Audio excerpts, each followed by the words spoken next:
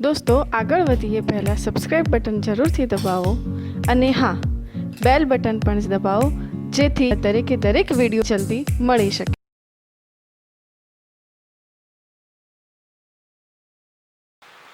મિત્રો chapter number 3 આપણું તત્વોનું વર્ગીકરણ અને ગુણધર્મો આવર્તિતા બરાબર છે। એના સંદર્ભમાં આપણે વાત કરી રહ્યા છીએ। ધ્યાન રાખજો કે આવર્ત કોષ્ટક માટે વૈજ્ઞાનિકોનો ફાળો શું છે। એમાં ક્રમશઃ આપણે લગભગ 4 વર્ગીકરણ બની ચૂક્યા છીએ મિત્રો, બરાબર છે। આમાં જે છેલ્લું વર્ગીકરણ હતું ન્યુલેન્ડનું, તમને યાદ હોય તો, પછી લોથર મેયરનું હતું, એ પહેલાં કાન કોર્ટોઇસનું હતું નહીં, અને એ પહેલાં ડોબરેનર ત્રિપુટી હતી। એટલે 4 વર્ગીકરણ આપણે વાત કરી ચૂક્યા। નંબર 1 હતું ડોબરેનરનું ત્રિપુટીમાં વર્ગીકરણ। નંબર 2 આપણે ભણી ગયા, કયું હતું? કાન કોર્ટોઇસનું જે નળાકાર વર્ગીકરણ હતું। વર્ગીકરણ નંબર 3 ન્યુલેન્ડનું વર્ગીકરણ હતું। વર્ગીકરણ નંબર 4 લોથર મેયરનું વર્ગીકરણ હતું, બરાબર। અને લોથર મેયરને જે આવર્ત નિયમ રજૂ કર્યો છે એમાં જ સુધારો વધારો કરી અને મેન્ડેલિફે આવર્ત નિયમ રજૂ કર્યો। જો આમ તો આવર્ત કોષ્ટકના રચયિતા તરીકે આમ તો નામ આપવું હોય આપણે, જૂના આવર્ત કોષ્ટક, આધુનિક તો હેનરી મોસલે છે, પણ જૂનામાં જે આવર્ત કોષ્ટકમાં જે ફાળો હતો ખરેખર લોથર મેયરનો હતો। પણ એમણે જે કાર્ય કર્યું એ મેન્ડેલિફ પહેલાં પ્રસિદ્ધ થઈ શક્યું ન હતું, અને એટલે મેન્ડેલિફને આવર્ત કોષ્ટકના રચયિતા તરીકે આપણે ડિક્લેર કરેલા હતા એ સમયે, જે તે સમયે, બરાબર છે।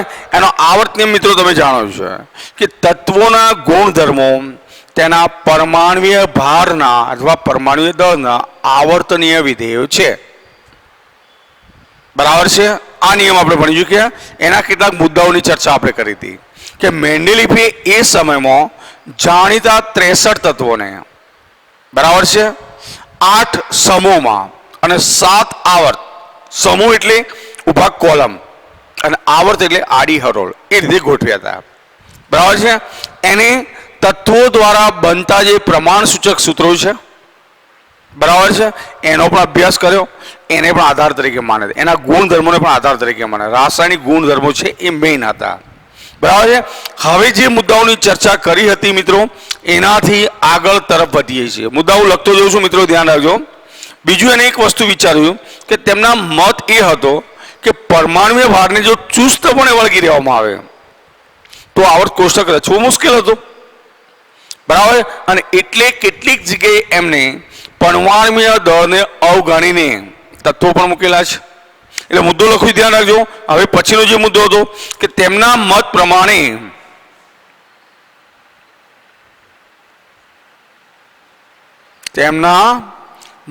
પ્રમાણે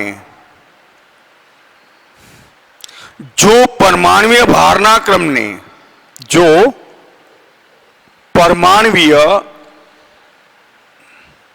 ભારના ક્રમને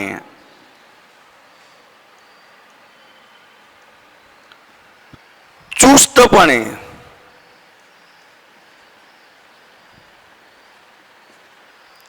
વળગી રહેવામાં આવે, મિત્રો ધ્યાન રાખજો, જો પરમાણ્વીય ભારના ક્રમને ચુસ્તપણે વળગી રહેવામાં આવે તો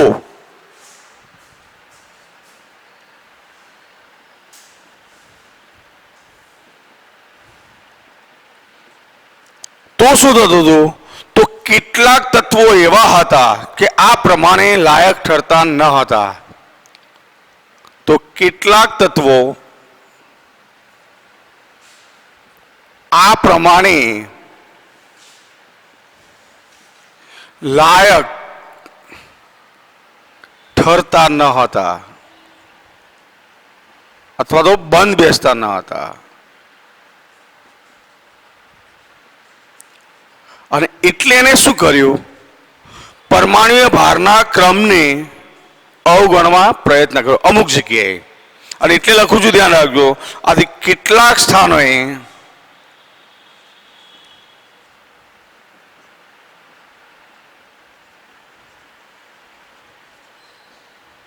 એને શું કર્યું? ધ્યાન રાખો મિત્રો। તો કેટલાક સ્થાનોએ પરમાણ્વીય ભારનો જે ક્રમ હતો એને અવગણીને સમાન ગુણધર્મો ધરાવતા જે તત્વો છે એને એક સાથે મૂક્યા। એટલે કેટલાક સ્થાનોએ પરમાણ્વીય ભારના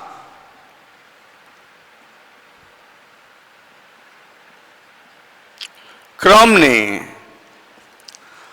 અવગણીને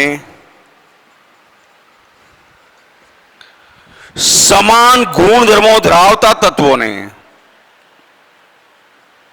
સમાન ગુણધર્મો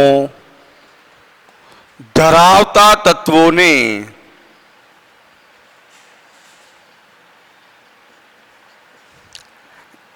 એક સાથે મૂક્યા.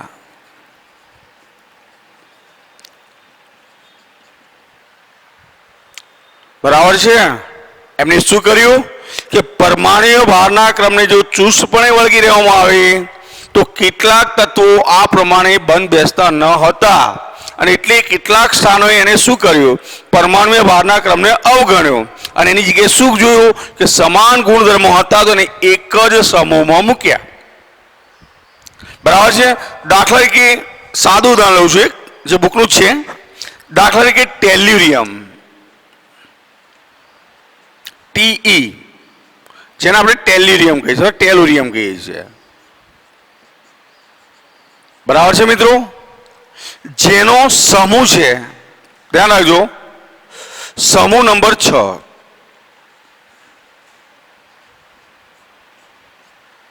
બરાબર. એનાથી ઓછા પરમાણ્વીય દળ, બરાબર છે, ધરાવતા આઈ મતલબ આયોડીન, બરાબર છે, જે સમૂહ 7માં મૂક્યો. ટેલ્યુરિયમ કરતા આયોડીનનો પરમાણ્વીય દળ કેવું છે, ઓછું છે મિત્રો. તો ખરેખર ઓછા વાળાને પહેલો ગોઠવવું પડે કે ના ગોઠવવું પડે? એની જગ્યાએ શું કર્યું, ટેલ્યુરિયમને સમૂહ 6માં ગોઠવ્યું, કારણ કે એના ગુણધર્મો સમૂહ 6 ને મળતા આવતા, આના ગુણધર્મો સમૂહ 7ના તત્વોને મળતા આવતા. બરાબર છે. એટલે સમૂહ 7માં મૂક્યો. એનું કારણ શું હતું મિત્રો? તો એના ગુણધર્મો કોને મળતા હતા? ફ્લોરિન અને ક્લોરિનના. બરાબર છે. કારણ કે તે ફ્લોરિન અને ક્લોરિન સાથે F અને Cl સાથે સમાનતા ધરાવતા હતા અથવા સમાનતા ધરાવતું હતું. શામાં? તો ગુણધર્મોમાં. બરાબર છે મિત્રો. એટલે મેન્ડેલિફે પરમાણ્વીય ભારનો ક્રમ ચુસ્તપણે વળગી રાખ્યો ન હતો અથવા ચુસ્તપણે અમલ કર્યો ન હતો, ક્યાંક ફ્લેક્સિબિલિટી પર રાખી હતી. બરાબર છે. એ સિવાય એના સમયમાં કેટલાક તત્વો શોધાયેલા ન હતા, એના માટે ખાલી જગ્યાઓ પણ રાખી હતી. એટલે એ મુદ્દો પણ આપણે એડ કરીએ છીએ, ધ્યાન રાખજો. એટલે થિયરી કમ્પ્લીટ બને. બરાબર છે. એને એ સમય શું કર્યું હતું મિત્રો? તો એને એક વસ્તુ યાદ રાખ્યું કે તેને વણ શોધાયેલા તત્વો માટે, ધ્યાન રાખજો, મુદ્દો લખું છું, તેને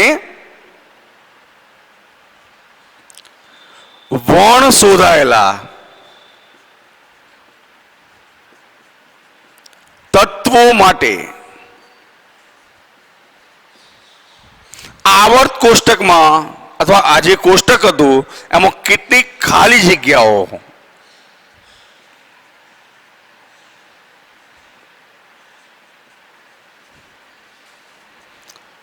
ખાલી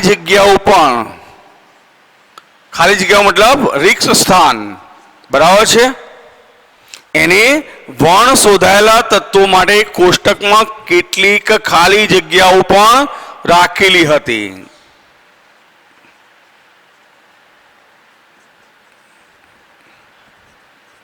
બરાબર છે. જેથી કરીને શું થાય કે ભવિષ્યમાં આવતા જે તત્વો, શોધાતા તત્વો, જેમ કે ગેલિયમ છે, જર્મેનિયમ છે, આ તત્વો એ વખતે શોધાયેલા ન હતા, છતાં પણ એમને આવર્ત કોષ્ટકમાં જે સ્થાન મળવું જોઈએ મળી ચૂક્યું છે. બરાબર છે. એટલે રાખ્યું છે. જેમ કે ગેલિયમ, બરાબર છે, કે જર્મેનિયમ અથવા અને જર્મેનિયમ, બરાબર છે. ગેલિયમ અને જર્મેનિયમ તત્વો તે વખતે શોધાયેલા ન હતા.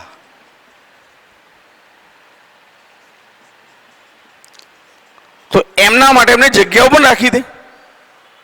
બરાબર છે. તેણે વન શોધાયેલા તત્વો માટે શું કર્યું? એલ્યુમિનિયમની નીચે પણ જગ્યા રાખી હતી અને સિલિકોનની નીચે પણ જગ્યા રાખી હતી. બરાબર છે. એટલે લખું છું, ધ્યાન રાખજો. તેણે વણ શોધાયેલા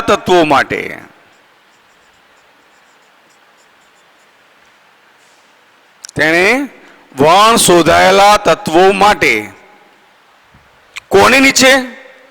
એલ ની નીચે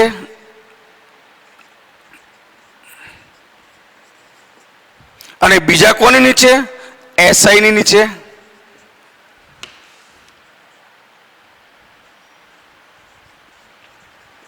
બરાબર છે.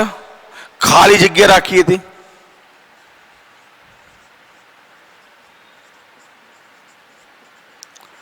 પછી એમનો સમાવેશ ત્યાં જ થયો.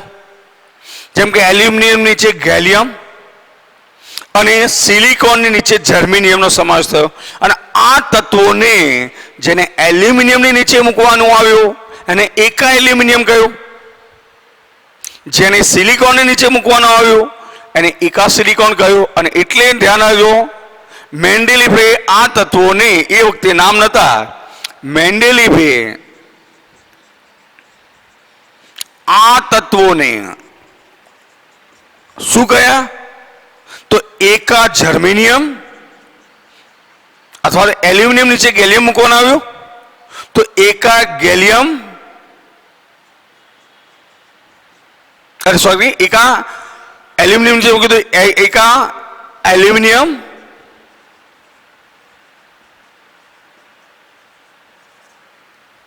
બરાબર છે.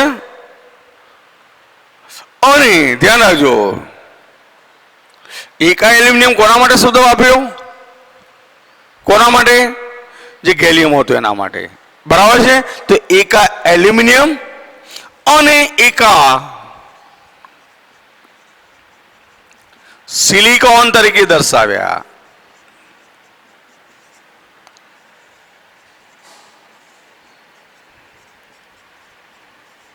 ધ્યાન રાખો મિત્રો. બરાબર છે. જેમ કે એકા સિલિકોન,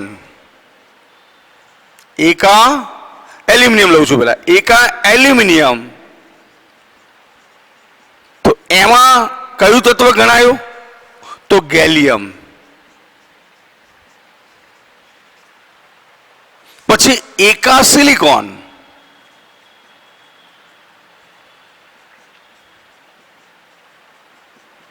તો એમાં કોને ગણ્યું? જર્મેનિયમ.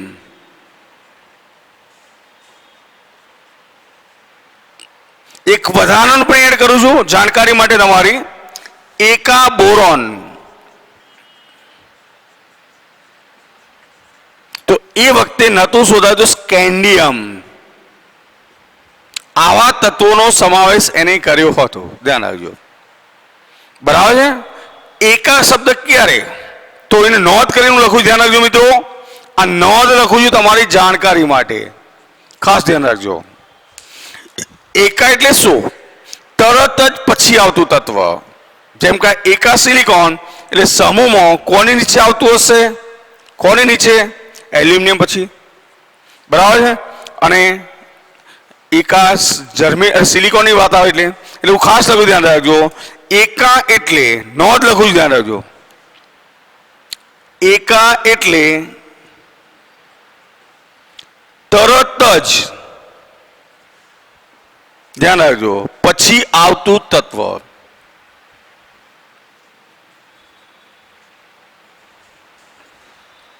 બરાબર છે. જેમ કે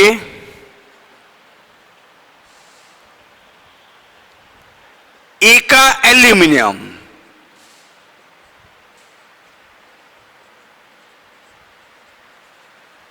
એટલે શું? તો એટલે સમૂહમાં તરત જ નીચે આવતું તત્વ કયું? તો ગેલિયમ. ચલો એ જ રીતે એકા સિલિકોન એટલે તરત જ સિલિકોનની તરત જ નીચે સમૂહમાં આવતું તત્વ. કેમ? કે એના ગુણધર્મો મળતા આવતા હતા. તો મિત્રો અત્યાર સુધી આપણે વાત કરી જૂના કોષ્ટક વિશે કે જેની અંદર જુદા જુદા વૈજ્ઞાનિકોનો ફાળો શું છે મિત્રો એ તમે જાણવા પ્રયત્ન કર્યો છે. ધ્યાન રાખજો. બરાબર છે. હવે આધુનિક આવર્ત કોષ્ટક એના રચયિતા કોણ? પ્રશ્ન આપણો એ છે. અત્યારે જે આવર્ત કોષ્ટક આપણે મિત્રો ભણી રહ્યા છીએ કે જેની અંદર 114 તત્વો છે મિત્રો, ધ્યાન રાખજો. બરાબર છે. એનો જે મુખ્ય ફાળો છે એ હેનરી મોસલે, બરાબર છે, એ વૈજ્ઞાનિકે જાણીશ. એટલે હવેનું આપણું ટાઇટલ છે, ધ્યાન રાખજો મિત્રો, આધુનિક આવર્ત કોષ્ટક અને આવર્ત નિયમ. ધ્યાન રાખજો, આ મહત્વનો મુદ્દો છે, ખાસ યાદ રાખજો. આધુનિક આવર્ત કોષ્ટક અને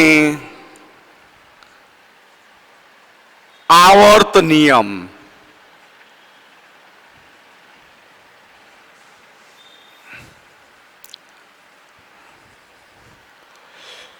બરાબર છે મિત્રો.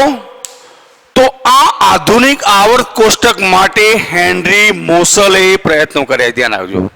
એને શું કર્યું છે? ધ્યાન રાખજો કે ધાતુની સપાટી પર, ધ્યાન રાખજો, ધાતુની સપાટી ઉપર સહકિરણો જે આપણે પ્રકાશ આપત કર્યો અથવા ઇલેક્ટ્રોનનો મારો ચાલુ કર્યો, ઇલેક્ટ્રોનનો મારો ચાલુ કર્યો એટલે ઉદ્ભવતા સહકિરણોની આવૃત્તિ ન્યુ અને પરમાણ્વીય દળાંક એનો આલેખ દોર્યો. ઉદ્ભવતા સહકિરણની આવૃત્તિ વિરુદ્ધ પરમાણ્વીય ક્રમાંકનો આલેખ દોર્યો. બરાબર છે. એને આવૃત્તિ વિરુદ્ધ પરમાણ્વીય ક્રમાંક એટલે આવૃત્તિનું વર્ગમૂળ લીધું છે મિત્રો. વિરુદ્ધ પરમાણ્વીય ક્રમાંકનો આલેખ દોર્યો તો સીધી રેખા મળ્યો. બરાબર છે. પણ આવૃત્તિ વિરુદ્ધ પરમાણ્વીય દળાંકનો આલેખ દોર્યો તો મિત્રો સીધી રેખા મળ્યો ન હતો. અને એટલે આધુનિક આવર્ત નિયમમાં પણ એને ફેરફાર કરી દીધો. જૂનો આવર્ત નિયમ એટલે કે મેન્ડેલિફનો આવર્ત નિયમ શું હતો મિત્રો? તો તત્વોના ગુણધર્મો તેના પરમાણ્વીય દળના આવર્તનીય વિધેય છે. એ નિયમ બદલી નાખ્યો મોસલે. એને પરમાણ્વીય દળાંકની જગ્યાએ શબ્દ મૂક્યો પરમાણ્વીય ક્રમાંક. બરાબર છે મિત્રો. ક્રમશઃ મુદ્દા લખું છું, ક્યાંક જરૂર પડે ત્યાં હું આલેખ દોરીશ, જે બુકમાં નથી પણ તમારી સમજૂતી માટે જરૂરી છે. ધ્યાન રાખજો. તો આધુનિક આવર્ત નિયમ મિત્રો લખું છું અથવા આધુનિક આવર્ત કોષ્ટક. ધ્યાન રાખજો, આધુનિક આવર્ત કોષ્ટક હેનરી મોસલે દ્વારા, આ ખાસ યાદ રાખજો મિત્રો. બરાબર છે. હેનરી મોસલે, આ ખાસ યાદ રાખશો કે આધુનિક આવર્ત કોષ્ટકના રચયિતા, બરાબર છે, મોસલે દ્વારા આપવામાં આવ્યું હતું.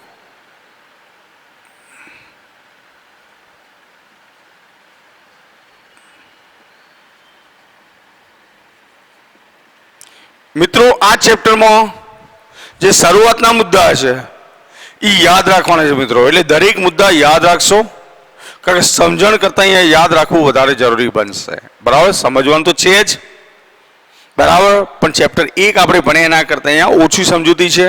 બરાબર છે, યાદ રાખવાનું વધારે આવશે. બરાબર. તો આધુનિક આવર્ત કોષ્ટકનો મુખ્ય આધાર શું છે? તો લખું છું, આધુનિક આવર્ત કોષ્ટકનો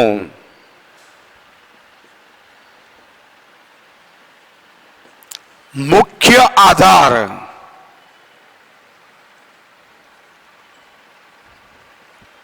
એ છે કે શું છે મુખ્ય આધાર? તો આધુનિક આવર્ત કોષ્ટકનો મુખ્ય આધાર એ છે કે તેમાં તત્વોને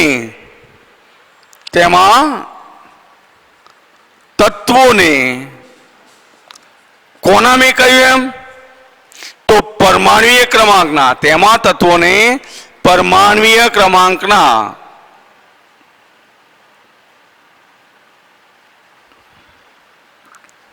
કયા ક્રમમાં? ચડતા ક્રમમાં.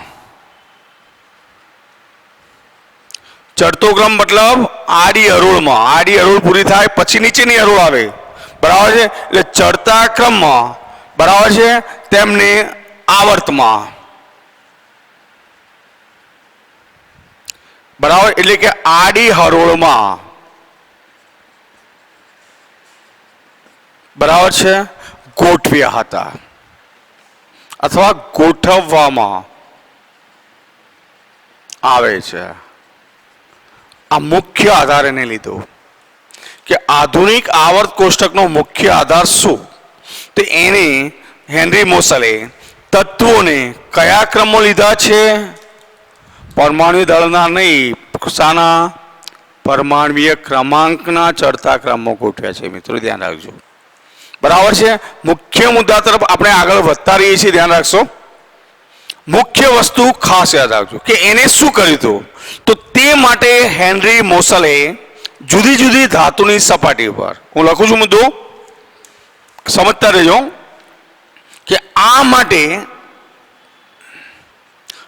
કોને? તો હેનરી મોસલે શું કર્યું? તો જુદી જુદી ધાતુઓની સપાટી પર શું કર્યું એને? તો આ માટે હેનરી મોસલે જુદી જુદી ધાતુઓની સપાટી પર વધુ ઝડપથી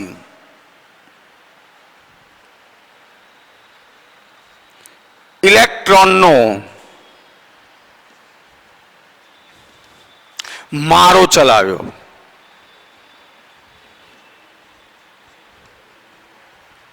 બરાબર છે?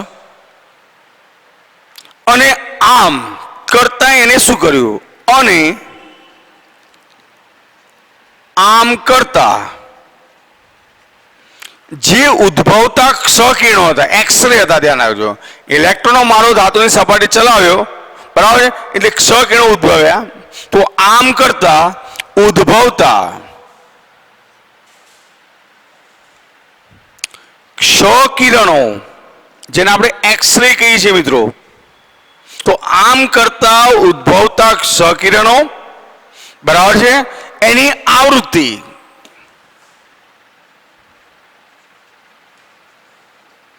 એટલે કે ન્યુ.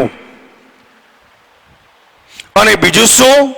અને ધાતુના પરમાણ્વીય ક્રમાંક, જેને આપણે સિમ્બોલ આપ્યું છે ઝેડ, બરાબર છે, નો આલેખ, બરાબર, એના ઉપરથી આલેખ દોર્યો. કોની? આવૃત્તિ અને ધાતુનો પરમાણ્વીય ક્રમાંક, ધ્યાન રાખજો. તો આ બેના માટે એને આલેખ દોર્યો √μ વિરુદ્ધ ઝેડ, પરમાણુ ક્રમાંક, બરાબર છે, નો આલેખ દોર્યો.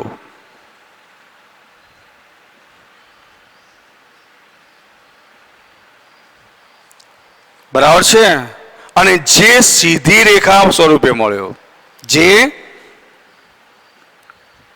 સીધી રેખા સ્વરૂપે મળ્યો છે.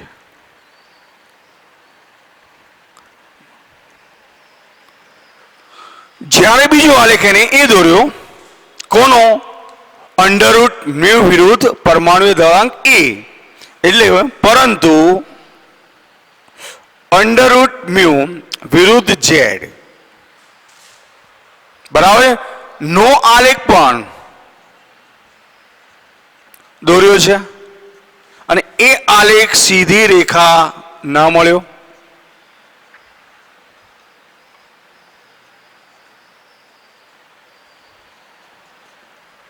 અને એટલે જે મેન્ડેલિફને અમુક તત્વોમાં સ્થાન ખાલી રાખવા પડ્યા હતા, પરમાણુય દળના ક્રમને જે ચુસ્તપણે વળગી રહેવાની એને વાત ન કરી હતી એને સાચી સાબિત ઠરી. જુઓ કે એને અંડરરૂટ મ્યુ રૂટ ઝેડનો આલેખ દોર્યો તો સીધી રેખા મળ્યો. જુઓ જ્યારે અંડરરૂટ મ્યુ રૂટ સોરી એ કરીશું પરમાણુ દળ એ મિત્રો ભૂલ થાય છે પરમાણુય દળ એનો બરાબર છે. તો આ આલેખ સીધી રેખા સ્વરૂપે ન મળ્યો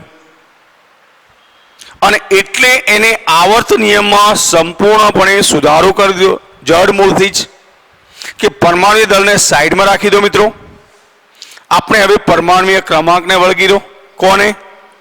કોને વળગી રહેવું? પરમાણુય ક્રમાંકને. અને એટલે એને જે આલેખ દોર્યા હતા મિત્રો, જે આલેખ હું દોરું છું મિત્રો બુકમાં નથી, ધ્યાન રાખજો, પણ તમારી સમજૂતી માટે એનસીઆરટીની અને સીબીએસઈની જે જુદા જુદા પ્રકાશનો છે એમાંથી આલેખ મળેલો છે મને, એટલે હું દોરું છું સમજવા માટે કે એને જે આલેખ રજૂ કર્યો એ આવો હતો. જો એક આલેખ આ હતો, અહીંયા ઝેડ લીધો પરમાણુ ક્રમાંક અને અંડરરૂટ ન્યુ લીધો મ્યુ. તો એને જે આલેખ દોર્યો તો સીધી રેખા, આ રીતે એને તત્વો મળી આવ્યા. બરાબર છે? કોનો? પરમાણુ ક્રમાંક સામે. તો આ આલેખ સીધી રેખા મળ્યો. આ બાજુ ઝેડ લીધું છે અને આ બાજુ અંડરરૂટ ન્યુ લીધું છે. જ્યારે બીજો આલેખ એને આવો દોર્યો હતો, ધ્યાન રાખજો, પરમાણુય ક્રમાંકની જગ્યાએ પરમાણુય દળાંક ઈ લીધો અને અંડરરૂટ ન્યુ. બરાબર છે? તો એને આલેખ દોર્યો મિત્રો તો આ રીતે સીધી રેખા ન મળ્યો. ક્યાંક તત્વો અહીંયા પરમાણુ દળાંક નિવૃત્તિ વધઘટ થઈ, ક્યાંક અહીંયા જોવા મળ્યું, ક્યાંક અહીંયા જોવા મળ્યું, પાછું ક્યાંક અહીંયા મળ્યું, પાછું ક્યાંક અહીંયા મળ્યું, પાછું વધ્યું, પાછું ઘટ્યું. ધ્યાન રાખજો, પાછું વધ્યું, પાછું ઘટ્યું છે, વધ્યું ઘટ્યું વધ્યું ઘટ્યું, એમ કરતા કરતા આ રીતે આલેખ મળ્યો છે. મિત્રો ધ્યાન રાખજો. એટલે સીધી રેખાનો આલેખ આ મળ્યો, આને જ વેલિડ ગણ્યો છે, આને નહીં. બરાબર? અને એના આધારે એને થોડા ફેરફાર સૂચવ્યા. બરાબર છે? એ ફેરફાર હું રજૂ કરું છું. ધ્યાન રાખજો. ફરીથી આલેખ તમારે સમજવા માટે છે મિત્રો, દોરવાની જરૂર નથી. ધ્યાન રાખશો. તો આ આલેખના અભ્યાસ પરથી ધ્યાન રાખશો, આ આલેખના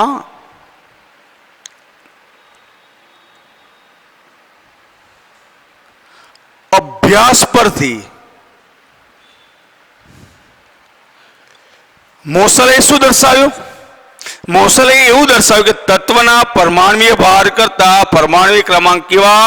ધ્યાન રાખજો, મોસલે દર્શાવ્યો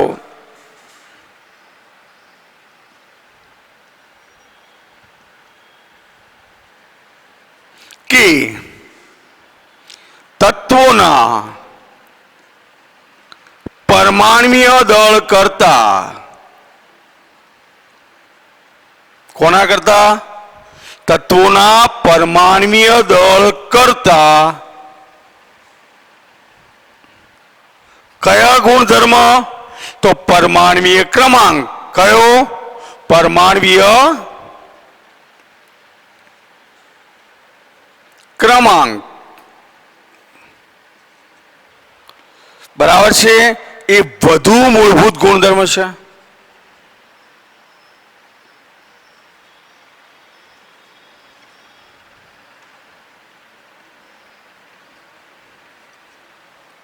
અને એટલે મિત્રો આવર્ત કોષ્ટકના જે નિયમ હતો, આવર્ત નિયમ, એમણે 100% સુધારો જે કર્યો. બરાબર છે? અને એટલે આપણે લખીએ છીએ કે આ માહિતીને આધારે, આ માહિતીના આધારે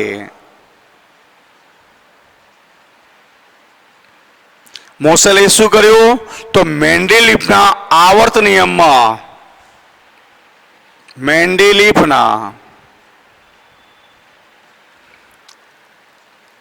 આવર્ત નિયમમાં શું રજૂ કરવામાં આવ્યો? સુધારો રજૂ કરવામાં આવ્યો.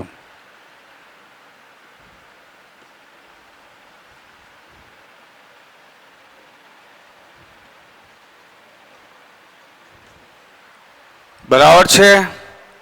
જેને કયો નિયમ કયો? આપણે જેને આધુનિક આવર્ત નિયમ કહે છે. કયો કહીએ છીએ? આધુનિક આવર્ત નિયમ કહે છે. બરાબર છે મિત્રો. અને આધુનિક આવર્ત નિયમ શું છે મિત્રો? ધ્યાન રાખજો. તો આધુનિક આવર્ત નિયમ એમાં તત્વોના, ધ્યાન રાખજો, ભૌતિક અને રાસાયણિક ગુણધર્મો, એટલે હું લખી દઉં છું અહીંયા સ્પષ્ટ, આધુનિક આવર્ત નિયમ.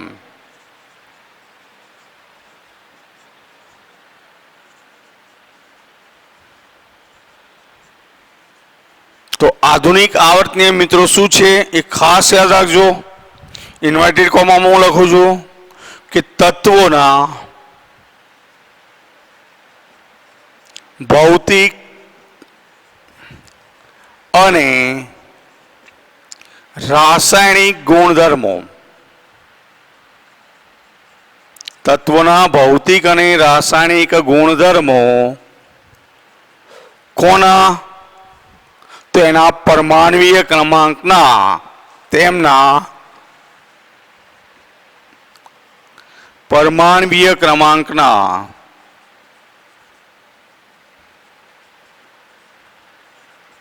આવર્તનીય વિધેયો છે.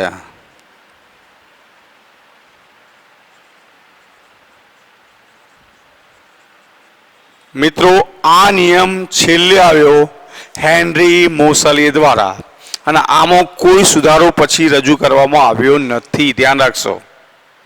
બરાબર છે મિત્રો. તો આધુનિક આવર્ત નિયમના ઉપયોગ કરી અને હેનરી મોસલે દ્વારા નવું કોષ્ટક રજૂ કરવામાં આવ્યું, એ અત્યારે પણ ચાલુ છે. બરાબર છે. હવે તમે જોઈ શકો છો કે જે જે તત્વો આવે છે પાછળ જોડાતા જાય છે. એના માટે કોઈ ખાલી જગ્યાઓ રાખવાની જરૂર પડી ન હતી મિત્રો. બરાબર છે. એટલે જુદા જુદા વૈજ્ઞાનિકોનો ફાળો શું છે પહેલા તો એ સમજીએ. પહેલી જ વાત કરી હતી ફરીથી ડોબ્રેનર, તો એને વર્ગીકરણ ત્રિપુટીમાં કર્યું હતું. એના પછી બીજા નંબરમાં કોણ આવ્યું? કાન કોર્ટોઇસ. એને નળાકાર સ્વરૂપમાં વર્ગીકરણ વિચાર્યું, જો કે એને લાંબી સફળતા ન મળી. ત્રીજો વૈજ્ઞાનિક ન્યુલેન્ડ, તો એને સંગીતના સુરોની વાત કરી હતી કે સા રે ગ મ પ ધ ની સા.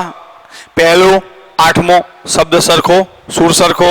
તો પહેલાના આઠમા તત્વના પહેલું તત્વથી પછી આઠમું તત્વ આવે છે અને ગુણધર્મ સમાન જોવા મળે છે. બરાબર. એને પરમાણુ દળને ધ્યાનમાં લીધો હતો. એના પછી લોથર મેયર, તો એને પણ પરમાણુ દળને ધ્યાનમાં રાખીને તત્વોના વર્ગીકરણનો ફાળો સૂચ્યો હતો. એમાં ગુણધર્મોને પણ ધ્યાન આપ્યું હતું. બરાબર. એના પછી આવે મેન્ડેલિફ, તો મેન્ડેલિફે એના સમયમાં જાણીતા 63 તત્વો માટે આખું આવર્ત કોષ્ટક રચ્યું હતું. એને આવર્ત કોષ્ટકમાં કેટલા સમૂહ? 8 સમૂહ, 7 આવર્ત ગોઠવ્યા. બરાબર છે. ખાલી સ્થાનો પણ કેટલાક રાખ્યા હતા. એને આવર્ત નિયમમાં પરમાણુ દળને ધ્યાનમાં લીધું કે તત્વોના ગુણધર્મો તેના પરમાણુ દળના આવર્તનીય વિધેય છે, અને એના આધારે આવર્ત કોષ્ટકની રચના કરી. તત્વો દ્વારા બનતા પ્રમાણ સૂચક સૂત્રો પણ ધ્યાનમાં લીધા. તત્વો દ્વારા બનતા સંયોજનો પણ લીધા. એના ગુણધર્મો ધ્યાનમાં લઈ અને આખું આવર્ત કોષ્ટક રચ્યું હતું. જો કે જેમ જેમ સમય પસાર થતો ગયો એમ નવા નવા તત્વો શોધાતા ગયા. એટલે 100% બધા જ તત્વો મેન્ડેલિફના આવર્ત નિયમને અનુસરતા ન હતા, અને એટલે નવું આવર્ત કોષ્ટક રચવાની ફરજ પડી મિત્રો. એ આવર્ત કોષ્ટકનો મુખ્ય ફાળો હેનરી મોસલે રજૂ કર્યો છે, અને એને પરમાણુ ક્રમાંકને બદલે ક્યાંને ધ્યાનમાં લીધા? પરમાણુ દળાંકને બદલે કોને ધ્યાનમાં લીધા? પરમાણુ ક્રમાંકને. બરાબર છે. એને શાના આલેખ દોર્યા હતા? તો હમણાં જ વાત કરી એમ કે એને ધાતુની સપાટી પર જ્યારે ઇલેક્ટ્રોનનો મારો કરીએ ત્યારે ઉદ્ભવતા ક્ષ કિરણોની આવૃત્તિ લીધી ધ્યાનમાં. એ આવૃત્તિનું વર્ગમૂળ કે અંડરરૂટ ન્યુ વિરુદ્ધ પરમાણુ ક્રમાંક ઝેડનો આલેખ દોર્યો, તો સીધી રેખા મળ્યો. અંડરરૂટ ન્યુ વિરુદ્ધ પરમાણુ દળ એનો આલેખ દોર્યો, સીધી રેખા મળ્યો ન હતો. અને એટલે એને આવર્ત નિયમમાં સુધારો રજૂ કરવો પડ્યો. બરાબર છે.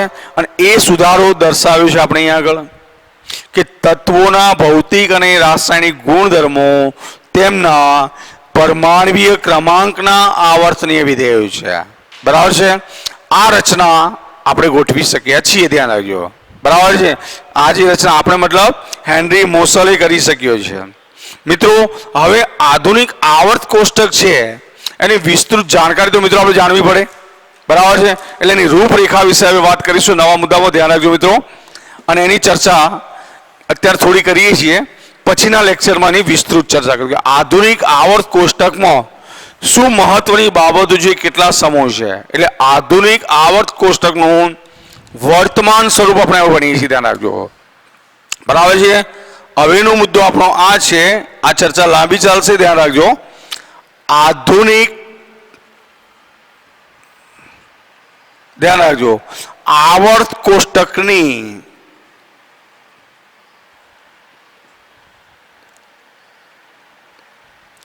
રૂપરેખા,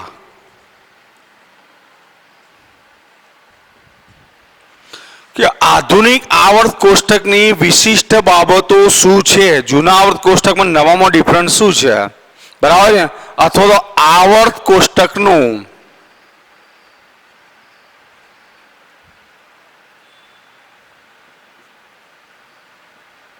કેવું સ્વરૂપ હું કહું છું તમને, વિસ્તૃત સ્વરૂપ, વિસ્તૃત અથવા તો વર્તમાન સ્વરૂપ આપણે ભણવા જઈ રહ્યા છીએ। આપણો હવે પછીનો મુદ્દો આ છે મિત્રો, કે આવર્ત કોષ્ટક જે હેનરી મોસેલે આપ્યું છે, બરાબર છે, એમાં કઈ કઈ બાબતોને એને ધ્યાનમાં લીધી, એને સમૂહનું વિભાજન કર્યું તો કેટલા સમૂહમાં વિભાજન કર્યું છે, આવર્તમાં વિભાજન કર્યું તો કેટલા આવર્ત હતા, દરેક સમૂહના તત્વોને ચોક્કસ એને નામ પણ આપ્યા, બરાબર, દરેક આવર્તમાં તત્વોની સંખ્યા પણ ફિક્સ કરી, ઇલેક્ટ્રોન રચનાને પણ ધ્યાનમાં લીધી છે, બરાબર છે, એના જે વિભાગ હતા એ પ્રમાણે એસ પી ડી એફ 4 વિભાગ પણ આપ્યા। આપણને ખબર છે કે કક્ષકોમાં એસ કક્ષક આવે, ચેપ્ટર 2 ભણી ચૂક્યા હશો, પી કક્ષક, ડી કક્ષક, એફ કક્ષક, એમ એનું વર્ગીકરણ વિસ્તૃત આપવામાં આવ્યું છે, અને એ વિસ્તૃત વર્ગીકરણની ચર્ચા ધ્યાન રાખજો મિત્રો આપણે હવે કરવા જઈ રહ્યા છીએ, બરાબર છે। એટલે સામાન્ય માહિતી હું તમને રજૂ કરું છું ખાલી, પછી એની ચર્ચા વિગતવાર આપણે કરીશું કે આધુનિક આવર્ત કોષ્ટકને ધ્યાન રાખજો, આપણે જે રજૂ કર્યું છે આધુનિક આવર્ત કોષ્ટકને શું કહીશું, આપણે જે આધુનિક આવર્ત કોષ્ટક હાલ તમારી ચોપડીમાં છાપેલું હશે કેમિસ્ટ્રીમાં, ધ્યાન રાખજો, એને આવર્ત કોષ્ટકનો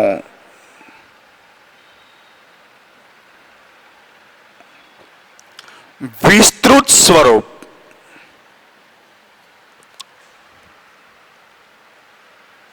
કહે છે, બરાબર છે। વિસ્તૃત સ્વરૂપ એટલે હાલ જે આવર્ત કોષ્ટક આપણે ભણી રહ્યા છીએ એને, એની અંદર વિભાગ કેવી રીતે પડ્યા છે, ધ્યાન રાખજો, ઇલેક્ટ્રોન રચનાને ધ્યાનમાં લીધી છે મિત્રો, બરાબર, એસ કક્ષક ભણી ચૂક્યા તમે, પી ભણી ચૂક્યા, ડી અને એફ, અને એટલે ધ્યાન રાખજો આનું વર્ગીકરણ 4 વિભાગમાં કરેલું છે, વિભાગની વાત કરીએ તો 4 વિભાગ, અને એટલે આમાં લખું છું, ધ્યાન રાખજો, તેમાં કુલ 4 વિભાગ, તેમાં કુલ 4 વિભાગ છે, કયા તો એસ પી ડી અને એફ, બરાબર છે। આમાં તત્વોને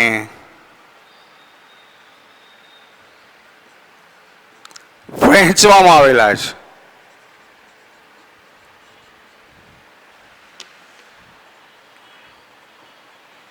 બરાબર છે મિત્રો। આ ચર્ચા આપણી સળંગ ચાલુ જ રહેશે, વિગતવાર ધ્યાન રાખજો, બરાબર છે। હવે આનું જે સ્વરૂપ છે એમાં વિગતવાર કઈ કઈ બાબતો આવશે એ મિત્રો આપણે હવે પછીના લેક્ચરમાં ચર્ચા કરીશું। Okay, thank you.